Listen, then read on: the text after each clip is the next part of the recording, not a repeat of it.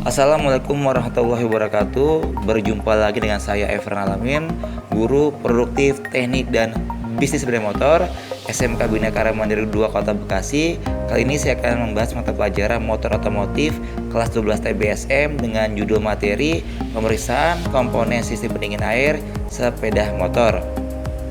Adapun tujuan pembelajarannya adalah: 1. Peserta didik dapat mendiagnosis gangguan pada sistem pendingin air sepeda motor.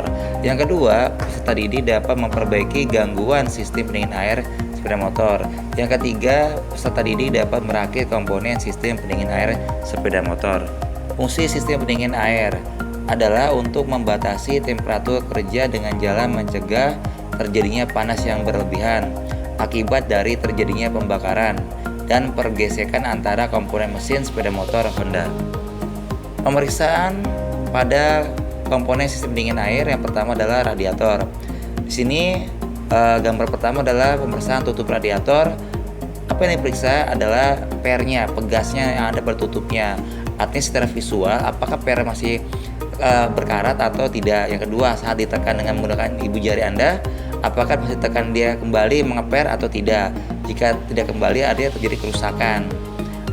Itu bisa juga akibat dari korosi atau karat yang ada dalam sistem radiatornya. Yang kedua, pemeriksaan pada sambungan klem selang atau hose pada antara tutup radiator atas dengan yang ada di tangki cadangan. Jadi dari radiator atas itu ke tangki itu ada selang menuju ke tangki cadangan, itu diperiksa klemanya jangan sampai terjadi terlepas atau kebocoran.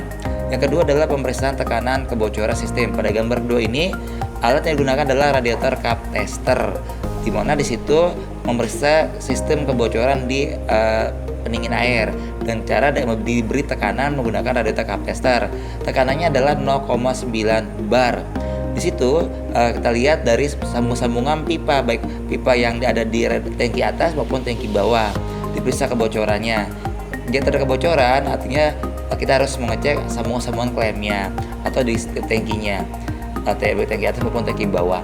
Yang ketiga adalah pada gambar tersebut adalah pemeriksaan tekanan tutup radiator menggunakan radiator cup tester. Di situ adalah dengan cara dipres oleh alat tersebut tutupnya, apakah pas dipres terjadi kebocoran di tutupnya melalui sisi tutup radiator, dan bagaimana pernya. Atau saat dia dipres, apakah per juga di situ tertekan atau tidak dan membalik atau tidak. Pemeriksaan yang kedua adalah pemeriksaan termostat. Pada gambar yang di sini adalah pemeriksaan pembukaan kartu termostat dengan cara termostat direbus di satu wadah dengan temperatur antara 80 sampai 90 derajat Celcius dengan cara kayak direbus ya. Nah, di situ kita lihat termostatnya, apakah kartunya terbuka atau tidak pas direbus. Sini minimumnya keterangannya 8 mm dia membuka termostat. Termostat pada sistem pendingin air dia akan membuka pada saat mesin mencapai temperatur minimal 82 derajat Celcius dia membuka.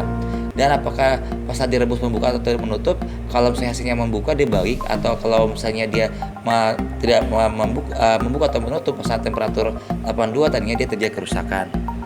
Pemeriksaan selanjutnya pada sistem pendingin air adalah pompa air. Perhatikan gambarnya, ini adalah gambar dari komponen part pompa air jika misalnya dibongkar. Di situ ada namanya water pump, ada bearingnya, ada impeller, ada sealnya. Pompa air perlu diperiksa apabila air dalam sistem pendingin air tidak bersirkulasi atau mampet. Gejala yang ditimbulkan jika pompa air rusak yaitu: yang pertama, temperatur mesin naik dengan cepat ketika mesin hidup, jadi terjadi overheating ya. Yang kedua adalah seal perapat telah haus atau tidak mampu menahan tekanan air hingga terjadi kebocoran. Jadi ini adalah alasan mengapa seseorang membongkar pompa air untuk mengecek pemeriksaan pada komponen-komponen part di dalamnya. Pemeriksaan pada pendingin air selanjutnya adalah tentang pipa atau hose. Pipa atau hose atau selang itu diperiksa daripada permukaannya bentuknya apa terjadi kebocoran atau retak atau rusak. Kedua adalah pemeriksaan kebocoran selang-selangnya terhadap sambungan klem atau klipnya, apakah sambungnya terpasang dengan benar atau tidak, atau klemnya atau hilang atau jadi kerusakan atau patah. Itu harus diperiksa karena di sistem pendingin air itu memberi tekanan tinggi pada saat terjadi sirkulasi air pada sistem pendingin air tersebut. Pemeriksaan terakhir adalah pemeriksaan air coolant. Air coolant ngapa perlu diperiksa? Itu diperiksa untuk posisi tinggi permukaan air coolant di dalam tangki cadangan. Artinya jangan sampai pas musim panas ada radiator atas mengalir ke tangki cadangan tidak ada airnya atau berkurang. Di sini silakan diisi dengan ketentuan di air di upper, tidak boleh lebih, tidak boleh kurang.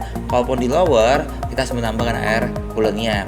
Dan di sini perhatikan juga kebocoran pada saluran sambungan pipa yang ada di tangki cadangan tersebut. Terima kasih telah menonton video mulia ini, semoga bermanfaat. Salam belajar, saya ucapkan Assalamualaikum warahmatullahi wabarakatuh.